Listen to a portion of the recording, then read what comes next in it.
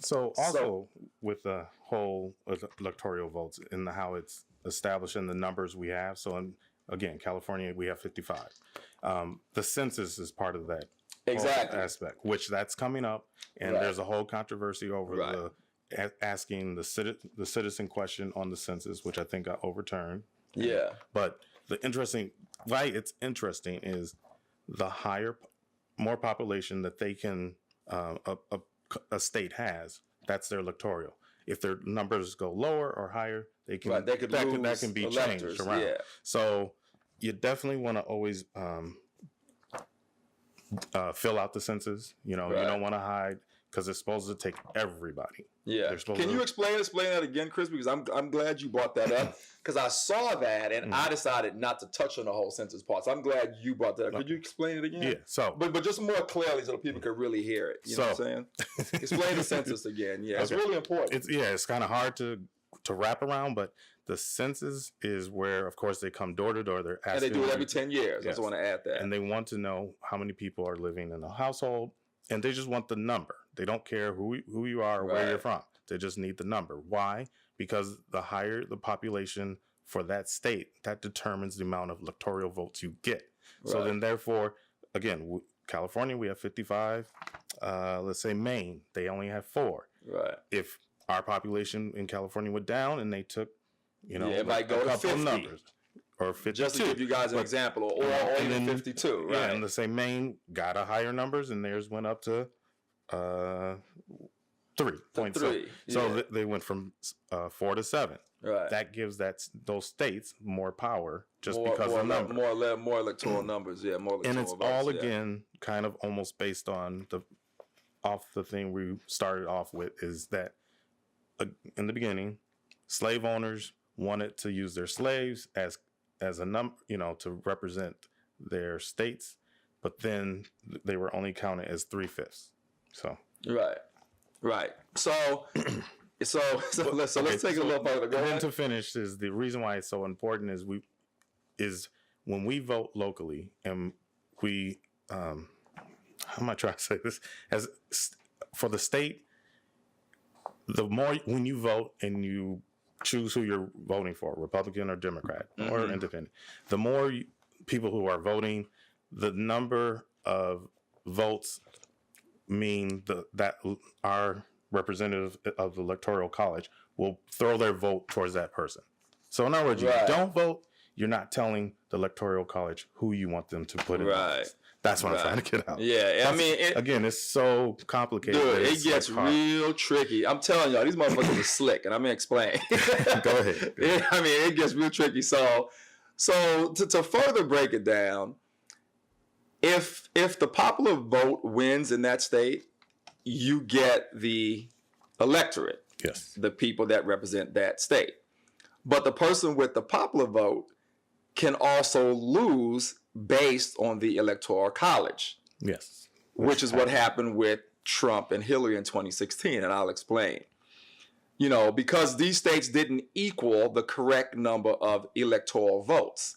So even though Hillary, like for example, in 2016, Trump was able to get 306 electoral votes. Hillary only got 232, right? Now, if her state, even though she won more votes, because the state she won the 232 in had more people, which had ballots that voted for her, but she just didn't have the right number of electoral votes from those states. No, because the numbers just didn't add up to give her 270. No, okay. So what it is she won.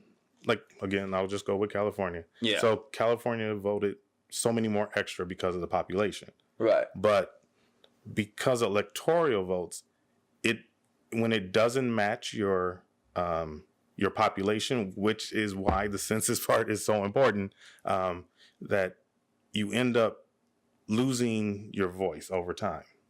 So in other words, if the next census, if it switches and it can be brought up higher to 50 something, and someone loses a number because their numbers have gone down, then it sort of equals out. But because it's such a weird, hard subject to explain the whole he won key states that gave him more numbers. Right. So in one respect, it's understandable that everyone should be represented, and regardless of where you're from, but it just should be equal, and that's the hard part. That So in other words, you can, like you said, you can win the popular state because more people voted overall, but they didn't all vote everywhere. They only voted here, and those numbers exactly right. Yeah. That's basically what I said. Like she won. She had more votes if you count them. Yes. But the states she won over just didn't add up to 270. Correct. And he won less votes if you count them. Yep. But the states he all won added up to 302, and that's how he became the president. You know what I'm saying? And again, a person can win just enough states with just enough, the correct amount of electoral votes to win, which is what happened with Trump. But he went way over 270. They underestimated Trump. And the loser can win states with more people but less electoral votes, which is what I just said. Yeah. You know what I mean? So to just break it down, the loser can get more ballots votes but less electoral votes. And I keep saying the same thing because I want you guys to actually get it, because it's kind of tricky. And you want to know what's funny, Crispy, about this whole thing? Now, the Electoral College was actually good back in the slavery times. You want to know why? Why? Because had they allowed just the popular vote, the South would have won every time. And as I was reading and learning up the other day, the landscape of slavery in the United States would have lasted much longer. It would have been quite different. But because of the Electoral College, the first 5 presidents was from the North. And that actually favored the ending of slavery.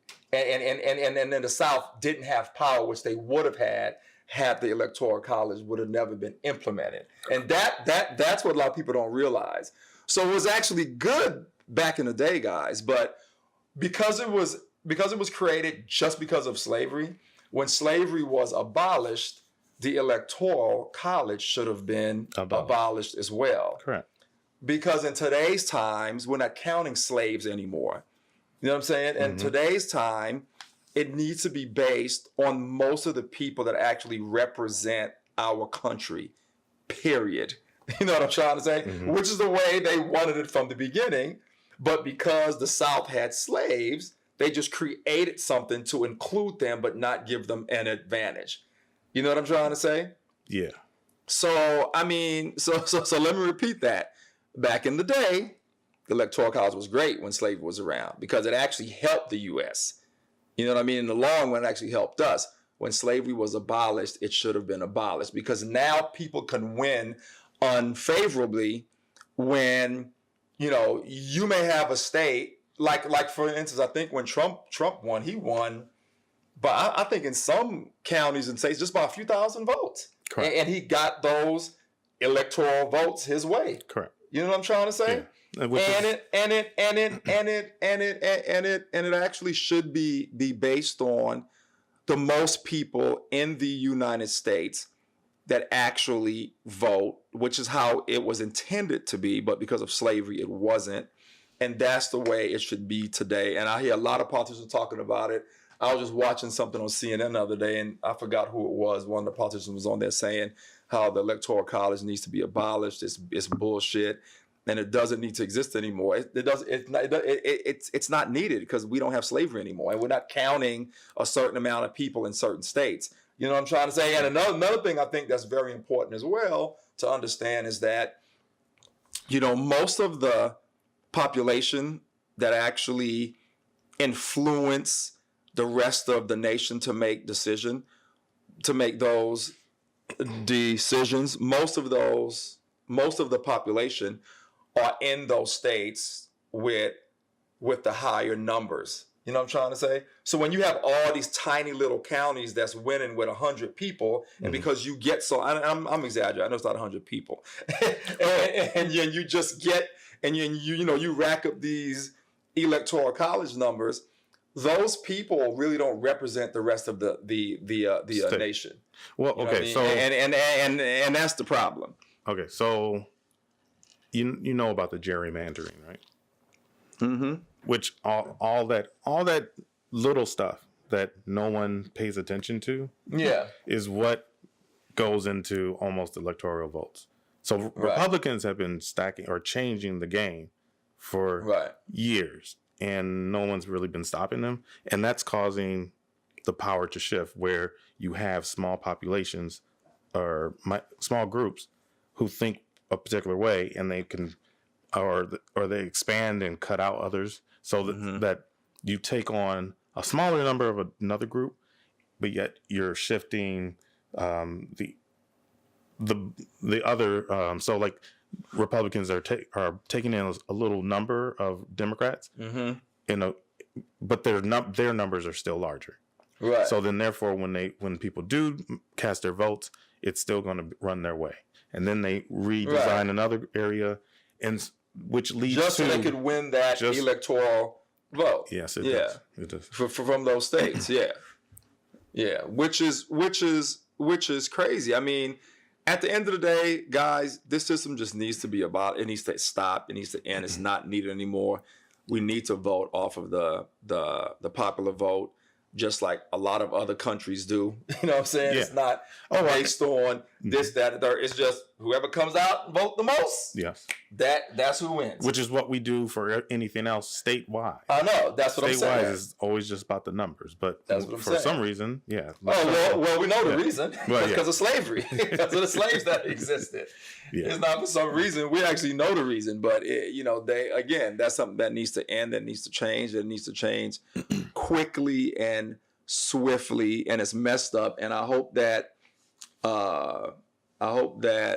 in 2020 Trump gets voted out, and I hope that whoever beats him, seriously considers all those little states that Hillary took for granted, that gave Trump that extra 33 electoral votes, that took his ass over the edge to win. And it was from states and counties that, I mean, the population just wasn't, not huge, not states with really big populations at all. You know what I mean? But he was just smart, and they just went through there, and they went for his BS. Yes, they did. You know what I'm saying? They just went for his BS. Is there anything else you wanted to add? I mean, I could go on and on, but that's pretty much what I would say. That's pretty much it? Yeah. Okay, cool. Well, shoot, I guess that's it, guys. That was a quick topic. Oh. Yeah, I mean, we pretty much explained it. Like I said, unless there's something else you want to say, I don't have anything else that I want to add. No, I agree. Like it, definitely electoral college. It disenfranchises the voters over big time sees in the popular locations. So people who are states like California, New York, Illinois, Jersey, North Carolina, even, you're not getting a true representation for the presidential vote out of it, because there's far more numbers in those states, but yet other really small states can carry more power. Right, and you know what's funny? Out. Here's the whole thing too. This was funny. So say in North Carolina, South Carolina, and Atlanta, and all that, right? Mm-hmm. You have, based on the electoral college, you have, that flips red, right? And okay, let's say the electoral college didn't exist, and you lost those states by 1,000 votes each. But California has so many more people. It would wipe them out. It'll wipe that out. And the person will still be the president. Yeah. That the people voted. That the people voted for. That most of the people voted for. Yes. Because everybody should count, guys. The way the electoral college is set up, not everyone truly counts. If that makes sense. Yes. Because in Texas, New Mexico, all these states, if the Electoral College didn't exist, they would blow those people out in some of those other states. And to me, that actually matters. Well, so that's why there is a positive part about the electoral states, is because you got a state like Wyoming that's going to have a small population.